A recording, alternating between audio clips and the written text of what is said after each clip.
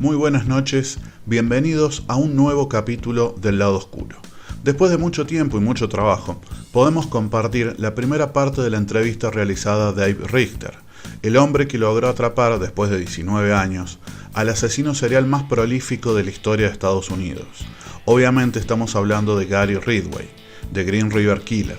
Si no conoces su historia, te recomiendo que veas primero este video que te dejamos acá. Dave Reichert logró tanta trascendencia al ser el principal responsable de la captura de este asesino, que este hecho lo llevó a convertirse en congresista de Estados Unidos por casi 20 años. Una persona extremadamente amable que habló con nosotros sin ningún tipo de problema, pero también muy cuidadoso, ya que unas semanas antes de la entrevista todavía continuaba recibiendo amenazas de muerte en su casa relacionadas con el caso de Green River.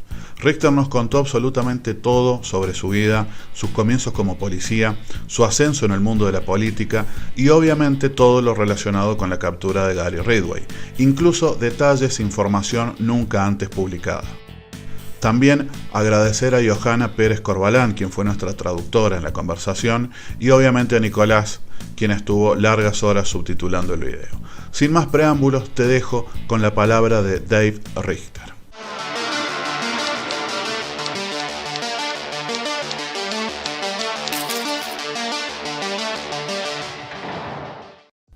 So my name is Dave Reichert, and I was the lead investigator on the Green River serial murder case, which began in 1982. But I think first it might be a good idea to give a little background about my personal life and my professional life and how I got involved with Green River.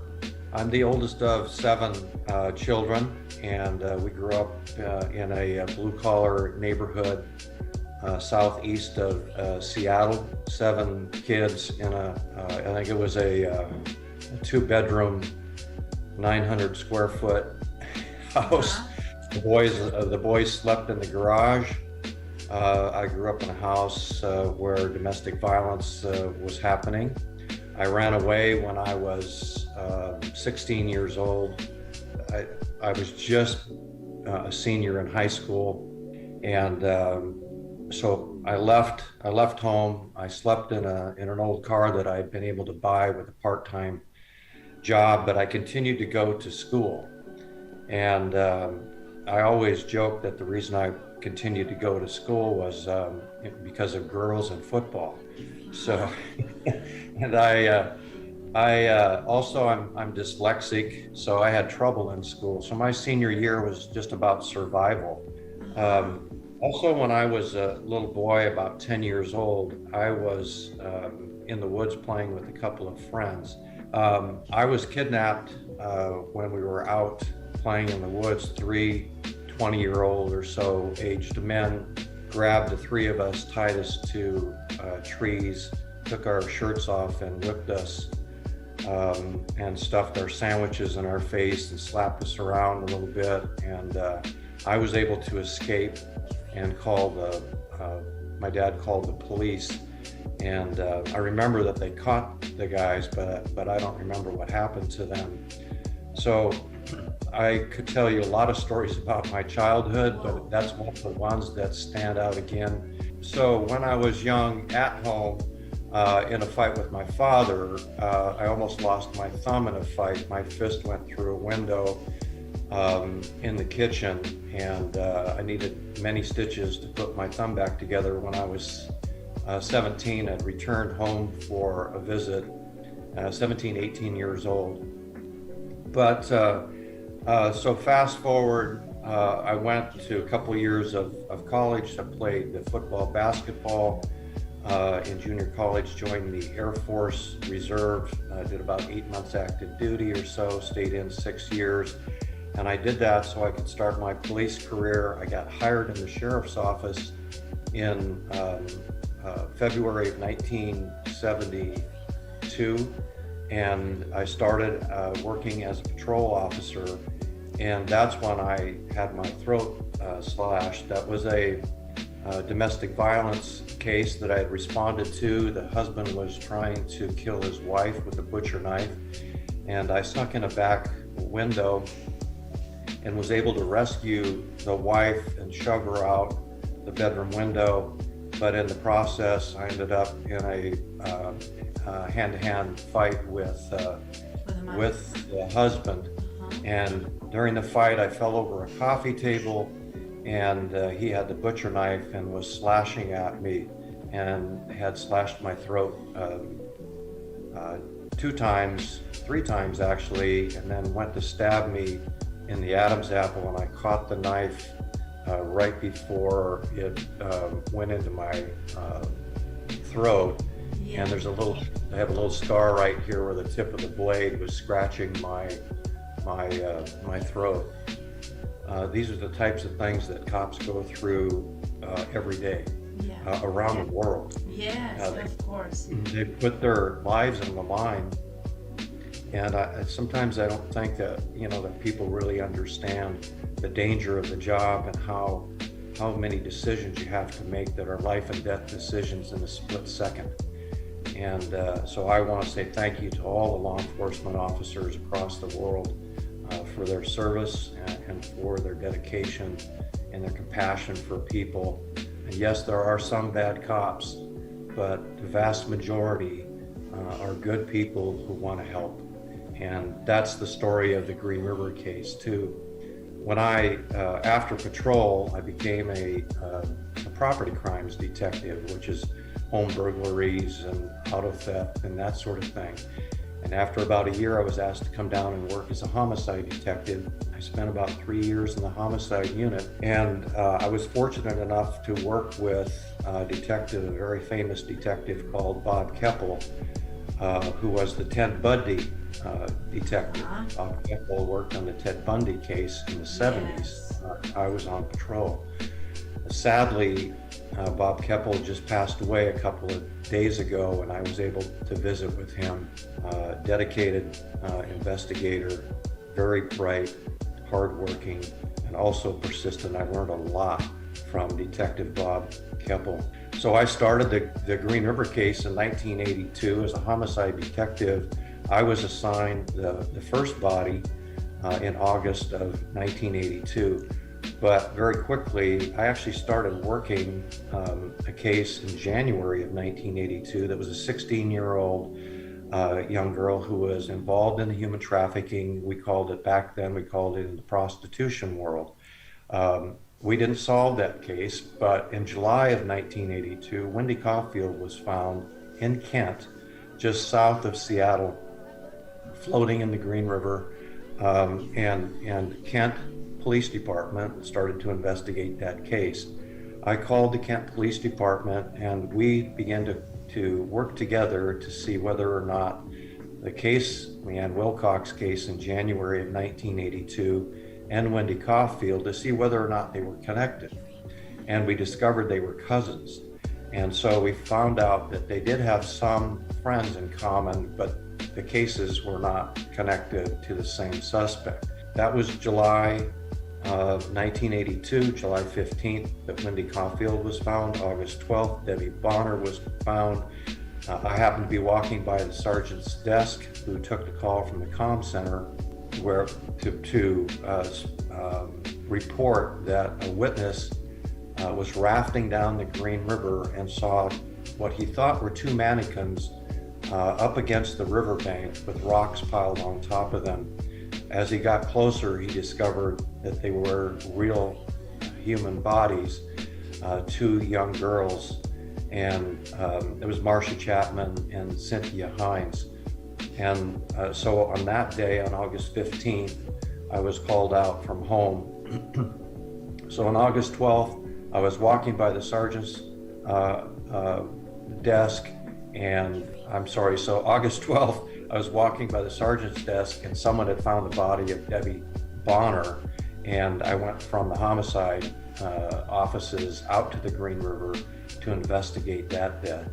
And we began to look at whether or not Debbie Bonner was connected to Wendy Caulfield and Leanne Wilcox.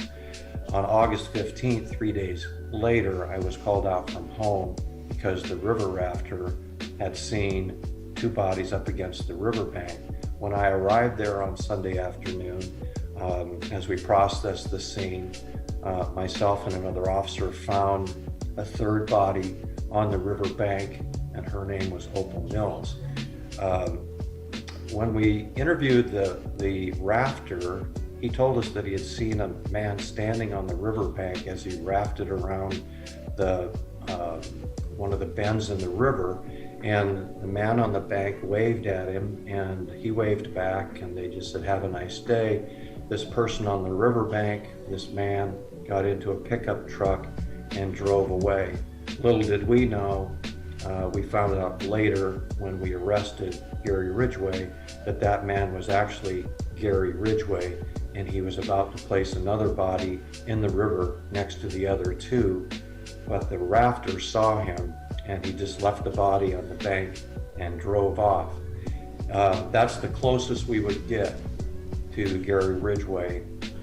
An hour behind him then, and it took us 19 years to track him down. So the case, of course, went, we knew right away on that Sunday, on August 15th, that we had a serial murder, and we met on the riverbanks with the command staff and the detectives, and we decided to meet on Monday and put together a task force within the King County Sheriff's Office. We did that with about 25 detectives, and we continued that investigation through the end of 1982, and they began to cut back the detectives until finally it was left with me by the end of 1982, and they put me in the same room that Detective Bob Keppel had worked the Ted Bundy case, and they actually called this room, "You're all alone," upstairs.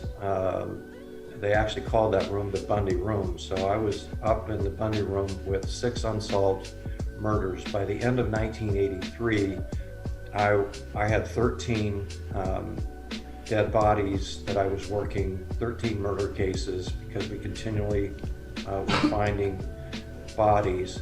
And at the end of 1983, I was given an additional 5 detectives to help me. At the end of 1983, we also got a new sheriff. And the sheriff decided we're going to open up a new task force. So on January 16th of 1984, we started what we called the Enhanced Task Force. That task force consisted mainly of King County Sheriff's detectives, but included all of the agencies in the surrounding community, the Pierce County Sheriff's Office, Snohomish County Sheriff's Office, the Kent Police Department, Tacoma Police Department, Seattle Police Department, the Washington State Patrol. So it was a combined effort now of about 50 or 60 detectives to focus on trying to find this guy.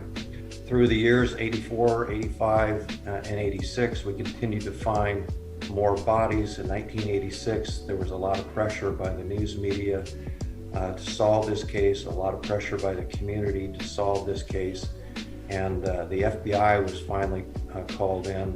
The FBI they were there about 6 months, and they had one suspect that they focused on. Turned out to be the wrong suspect.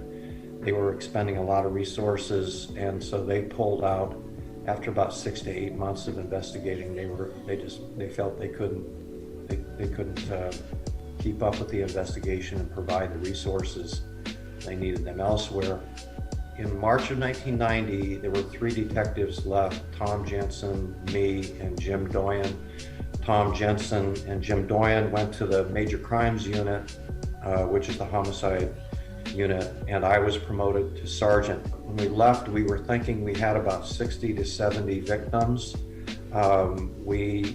I think the number was in the 40s for sure, that we knew for sure, but we were thinking somewhere around the 70 mark when the task force was disbanded in early 1990. I was assigned to the sheriff's office, sheriff's office precinct in Burien, which is just south of Seattle, as a sergeant, and I worked graveyard shift there. So I spent almost all of my time, of course, supervising the deputies and always saying, hey, watch out for this guy. He's still out there.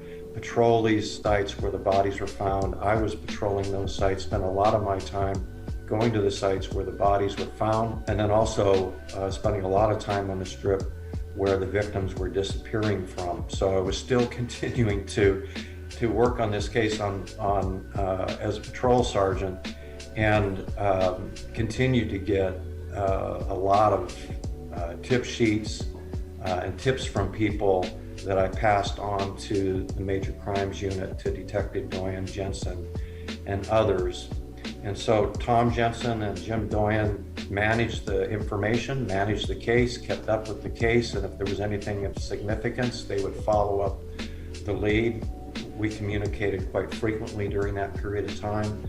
But as time went on, I was promoted to lieutenant. I became the SWAT commander in 1995. In 1996, I was promoted to, I was promoted to sergeant in 1990. I was promoted to lieutenant in 1993. In 1995, I was promoted to captain. In 96, I was promoted to major. In 1997, I was appointed as the sheriff. I ran for election, and in 1998, I started my first term as the elected sheriff in King County, the first elected sheriff in 30 years. So I had the freedom to do what I wanted to do as an elected sheriff. And so I reopened the case and started an evidence review team of 5 people. And they began to look at all of the evidence. And one of the things we knew for certain that we had was DNA evidence. So we had, if you think about it, in 1982, those bodies that were found on the river were the only ones that were intact enough where we could get biological samples.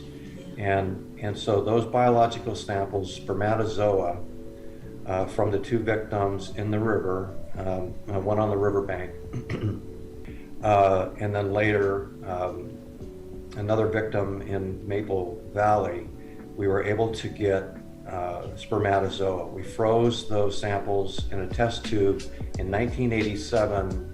So we had 40,000 tip sheets, 40,000 tip sheets, and 10,000 items of evidence.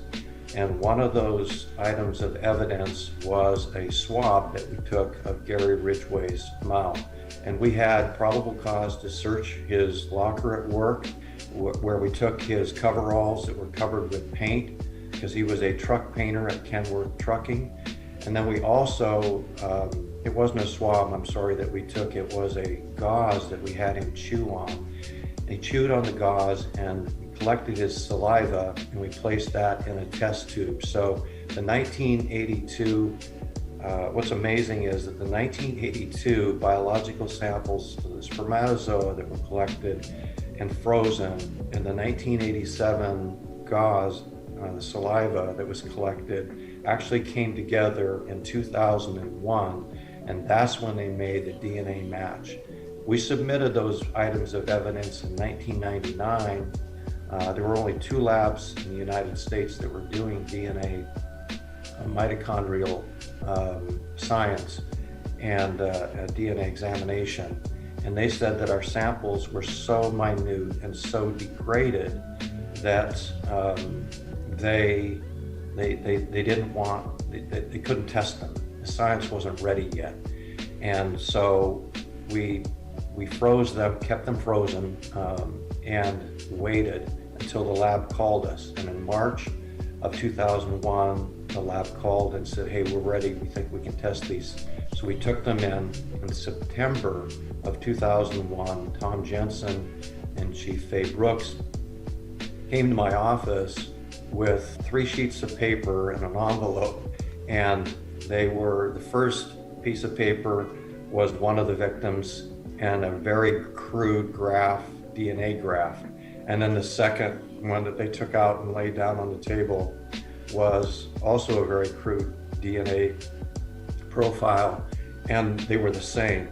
And then the third piece of paper that Tom Jensen laid on my desk was entitled the Green River Killer with a DNA profile, and it matched the two victims. And so I looked at Tom and I said, Tom, are you trying to tell me that we caught the guy? And as you might imagine, there was a lot of emotion in that room. And I mean, I can still see it today when I close my eyes. And he said, yes, and here's his name. And so he handed me a sealed envelope, and I held the envelope in my hand and I said, Tom, I don't even need to open this. It's Gary Ridgway, isn't it? And he said, how'd you know that? And I just said, well, I was like other detectives, we all had this huge list of suspects. We all had our favorites. None of us knew, of course, for certain who it was, but Ridgway was one of the few that we were able to get any body samples from. And I opened up the envelope, and in the envelope was a mugshot of Gary Ridgway. And so we knew now that we had the guy for at least 4 murders. And so we planned our arrest. We put him under surveillance for a while, about 2 months, I think. And until he was out on the strip and he was out trying to pick up prostitutes again, young girls. And that's in 2001. He was still doing this. And so the person that he happened to choose, though, was one of our undercover officers, deputies that we put on the street, and he hit on her. So we arrested him at Kenworth Trucking. We surrounded the place. We had undercover detectives. It's a major plant. Kenworth Trucking is a major. Were you there?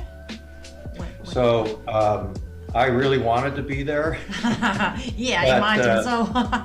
Yeah, but because I was the sheriff then and not a detective, my job was to oversee everything and not be one of the, although my heart was broken and torn because I couldn't be there. But I remember that day so well. When his shift ended, our plan was to arrest him as he walked to his truck. And so our detectives drove up, surrounded him they drove up in a unmarked SUV and jumped out, said, "Are you Gary Ridgway?" He answered, "Yes, I am." They told him he's under arrest for the murder of 4 women, and his only response was, "Okay." And he handed him his lunch bucket. They handcuffed him. And what was sort of surreal to me, as we do in any arrest, and as I had done for many, many years in my patrol car and as a detective, so when you arrest someone and you put them in your police car, you always say, "One in custody, en route to the King County Jail." So after such a long time, the simplicity of the statement, once Ridgway was in the car and handcuffed, and the detective got on the radio and said, "One in custody," on the way to the Criminal Justice Center, it seemed surreal, but it seemed anticlimactic, sort in a way, if you know what I mean. It was like any other arrest, although it wasn't. And so they brought him to the Criminal Justice Center in Kent. We put him in an interview room. We had 2 detectives that were talking to him. He claimed his rights for an attorney. Mm-hmm. Attorney was brought in, and I allowed the attorney and Ridgway to talk for a while, almost an hour, if I remember correctly. And finally I said, "We've been working long hours. My detective's retired. We're taking him to jail." So I went and knocked on the door and I said, "This interview is over." The attorney objected, and I said, "I'm not saying you can't talk to him anymore. I'm just saying we're taking him to jail." and you can go talk to him downtown. And when Ridgway walked past me, once the detectives had cuffed him and chained him up, I just stepped in front of him and I looked him right in the eyeball and I said, "Gotcha, asshole." Oh, yeah. And I mean, You- I had 20 years waiting to say that. yes, Yeah, I was but just tell me something, waiting. Dave. You all the time you knew that he was him. What I knew all the time was we were going to solve the case. I never doubted for a moment that eventually we would catch this guy. And I remember in the early days of the investigation, probably in the mid 80s, the sheriff decided that we as detectives, because we had collected scores and scores of dead bodies. Can you imagine, being a young detective? I started this case when I was 31 years old. I had 10 years on the sheriff's office, and you're collecting sometimes 6-7 bodies in a week. Wow. And you're sifting, you're collecting bones, you're collecting teeth and fingertips, and uncovering the grave of a pregnant 16-year-old little girl. These were little girls. So these are memories that stay with you. And so finally, they decided we needed to talk to somebody. So they had a psychologist come in. We did a group session, and of course, most of the cops in there, myself included, were sitting in the back of the room going, "Well, we're tough guys, right?" And we're saying, "I don't know why we're doing this, but okay, well, listen." One of the things I remember that the doctor did was to pass around, we're about 60 detectives or so in the room. He passed around a survey on a scale of 10 to 100, 10% to 100%. How do you feel, as far as what are our chances of solving the case?